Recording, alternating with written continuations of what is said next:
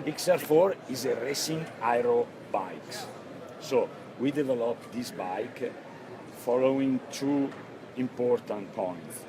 First, the priority it was to have a super fast bike. So the aerodynamics has been one of the main points of this bike. Second point is the countervail. So the combination of aero bike with the countervail. So with the XR4 we go to complete our top level of countervail bike. So we start 4 years ago with Infinito, then we had the Aquila, last year we had the Specialissima, and we complete this year with the XR4, the road bike, and the methanol CV for the top level of hardtail bike. Let's speak about the XR4. We developed the frame, the bike, using a special software called CFD that is able to predict the best aero shape and the best aerodynamic on the bikes. So our engineer work to develop this frame, the shape, not because it's only nice or a nice shape, but we took a lot of experience from the Aquila project.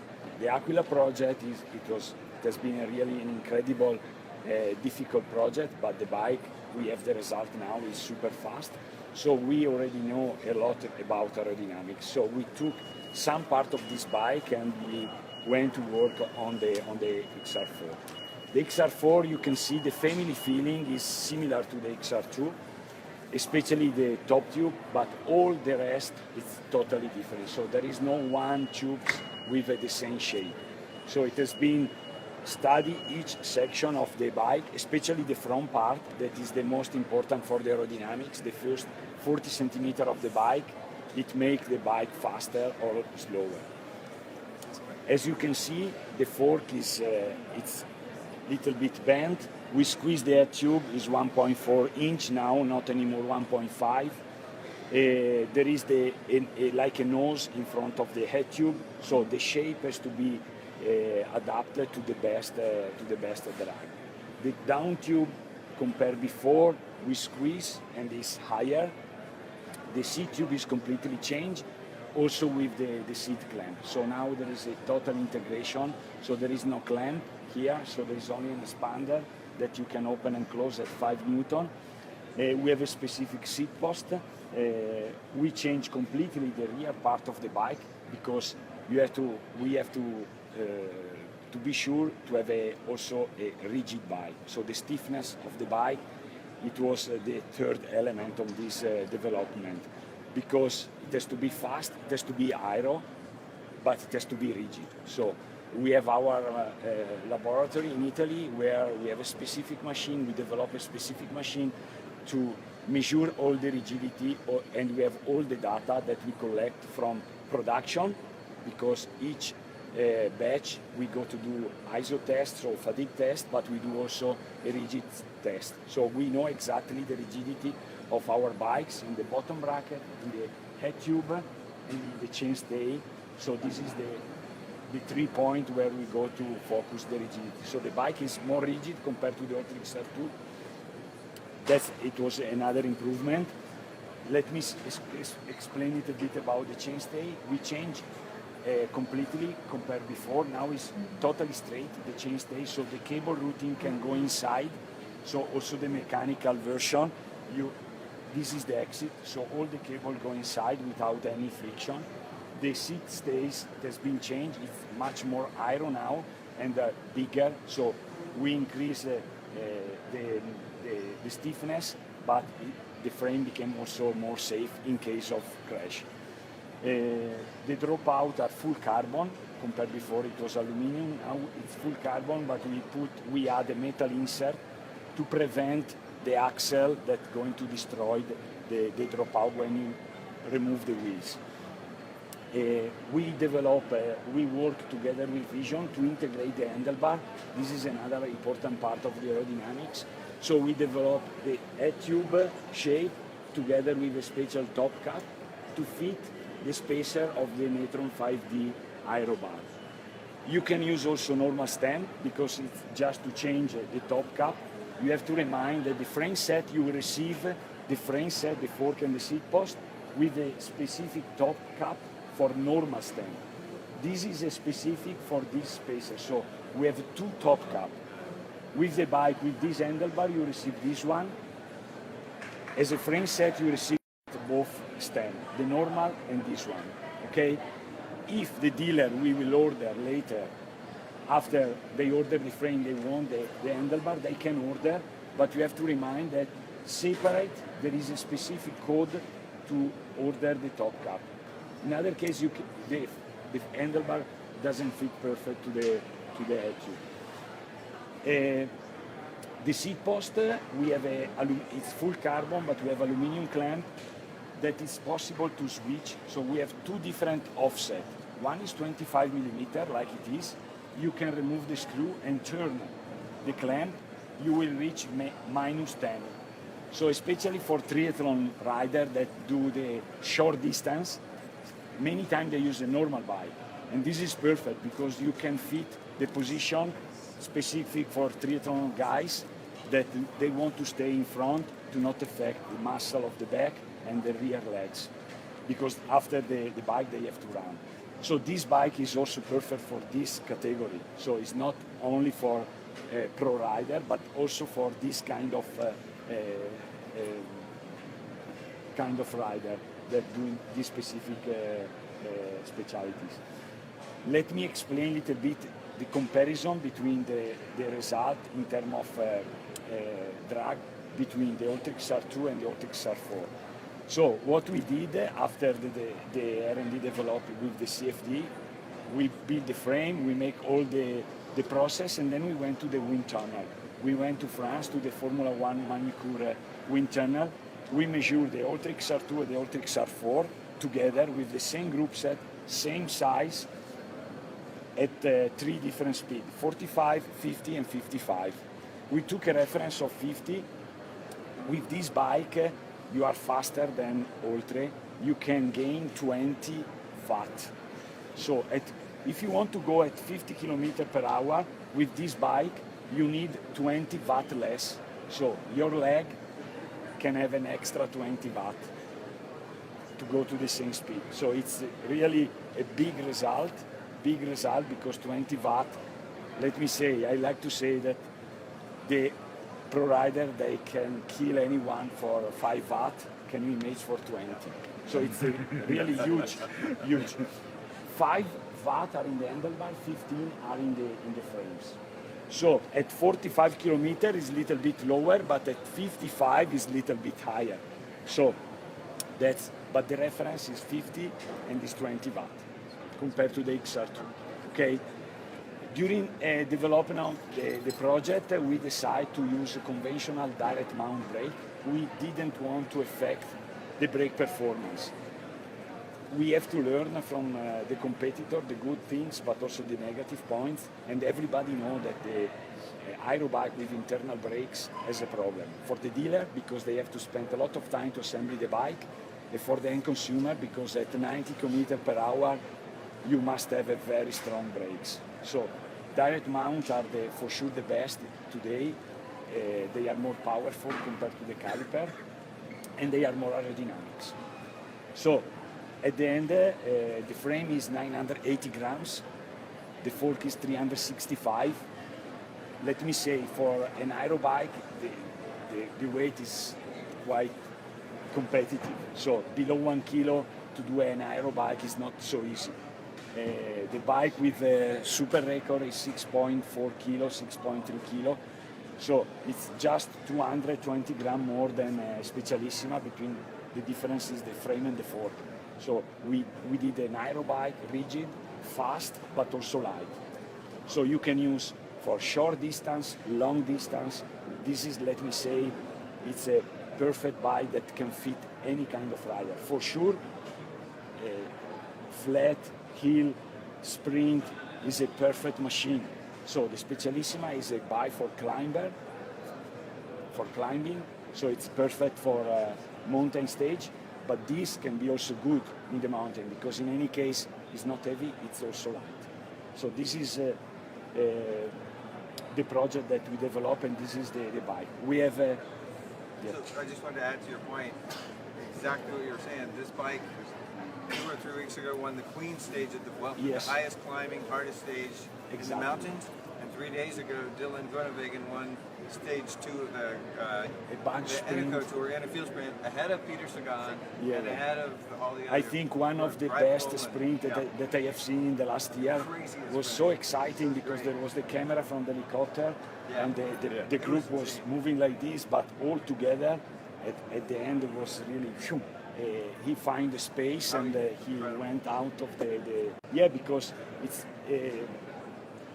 how you want to set the bike. You can make a bike good for sprint or good for climb, because just to change the handlebar, this is 400 grams handlebar. You want to reduce the weight of the handlebar, you use the K-Force or conventional handlebar in carbon, you reduce 120 grams. So you can use low profile wheels, you can reduce the weight. So, but you can also be super fast for the sprint, for the flat. And last point that's very important regarding the Countervail, what is the benefit of the Countervail for this bike? Because we tune the Countervail according to the needs of the bike. What we did, what our engineer did for this, they tuned the frame and the Countervail specifically to get the rider to stay longer in the aero position. You know, the vibration affect the muscle and you get tired earlier. And with the Countervail in this bike, has the same benefit of the other, so you can reduce the muscle fatigue, the bike became really stable, but you can get this extreme aero position longer thanks to the Countervail, thanks to the less vibration in the bike. That's very important. It's an important feature of the Countervail in this bike that make the difference. Okay? Let me say, aero shape, Countervail, rigidity. This is the elements to explain the bike to the dealer, especially to the dealer, to the end consumer. So one question for you, Matt, right here. Go ahead. Why doesn't it have disc brakes? Well, good question. Okay, good question. We had a breakfast this morning and we speak a little bit about next future. There is no disc brake today because, as you know, especially in the US, all the brands pushing for this brake rod. But the market, for our point of view, is not yet ready to accept in all the bikes. It will go step by step. Let me explain why. Because the pro rider doesn't like the disc brake, because the bike became heavier. It's a little bit risky. But anyway, now the bike industry is working to adjust some part of the bike to make the is not yet approved, but they can now is suspended. Now for the UCI is suspended. They make a test, but it was a test. It was not yet final release. But anyway, we believe that this version will be the future. We are already working on this bike with a disc brake. It will come soon, let me say. It's already in our project. The team doesn't know. The team Lotto, they told us we don't want to use the disc brake right now. For many different reasons. The weight, the product, there is not all the wheels available. The development is not yet ready.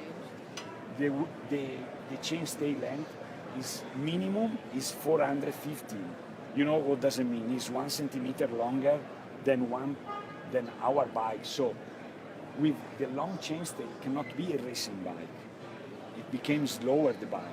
But next year and the future, Shimano and Campagnolo, they are developing the drivetrain to be able to have a shorter chainstay.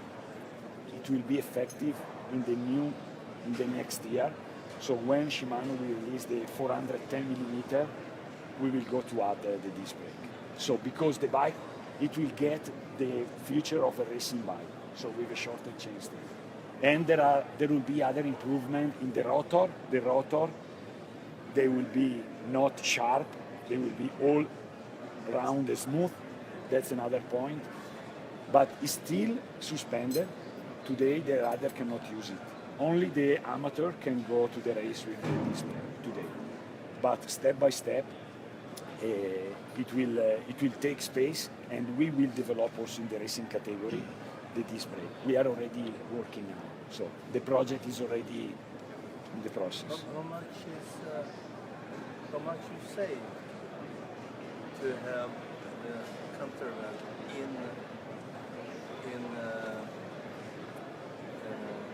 watch? Hey, it's a 20 watt. It's I get 2 to 3 seconds per watt. And at 40K, 40K time trial. I will ask you, Angelo, to give the numbers that everyone can say. You can understand, with a Countervail you can save so much time or energy or whatever. Yeah, this is it's not scientific but what is scientific is the watt that you can have compared to the Oltre XR.2. So it's a combination between the aero shape and the stability of the bike. So this will give to the rider 20 watt. Let me say, you know, If you convert it to time, it's 2 to 3 seconds. 2-3 seconds. Over 40K. Per gram per watt. Each watt can be 2 to 3 seconds over 40. but did you understand what you said? 20 watts, they get it. I mean, when I'm talking to my customers and I talk 20 watts, they're like all over it. They understand that. That's I would say that. So- Try to find out. Salvatore, let me explain. A pro rider that, let me say, the best rider that go to win the Tour de France, they perform average 400 watt. The best rider. Normal rider 350. Okay, and with this bike we save 20 watt. 5%. a lot. So this is just to give you a reference. All the pro riders, they train with a watt, not with the heart rate, with a watt. They have a computer with a watt, and so the top level, they reach 400. And this bike can give you 20. So they can go to the same speed at 380 watts that they would have to do at 400 watts on previous bikes. It's huge. It's huge. Power output. Which can run your heart rate Yep. down. And I think the high-end racers get the 3 waste. Right, or exactly. Or if you're punching it, What do you mean? Specialissima, nobody's asking for the disc. They want the light big. No, yeah. Specialissima is an ultralight bike. Everybody are concentrated to have an ultralight bike, so you cannot add 1 grams. Of course, this bike is different because you can be light, but it's not extremely light. But you have a more aerodynamic shape and rigidity in your side because this bike is more rigid than Specialissima, of course. I look at the bikes with the disc brakes on them, not to beat the dead horse here, but I look at the bikes with the disc brakes on them, and wouldn't it be less aerodynamic with disc brakes than it would be? And then aren't we losing the 20 watts? This can happen, but until we will have the number from the wind tunnel, I cannot tell you.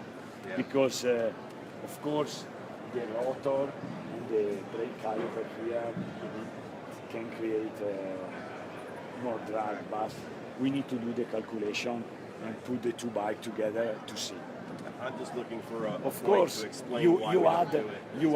you add one good feature, but you reduce in the other side. So there is always, it depends with which purpose you want to use the bike. If there is the end of the race on top of the Alpe d'Huez, it's better to use the Specialissima lightweight. Yes. If there is a lot of downhill and it's raining, this brake can make a difference more than in the mountain. So the downhill you can perform incredibly with the disc brake because modularity, brake distance, performance with the rain, especially with the rain, you can see the difference, especially when it's a bad condition, weather bad conditions. that's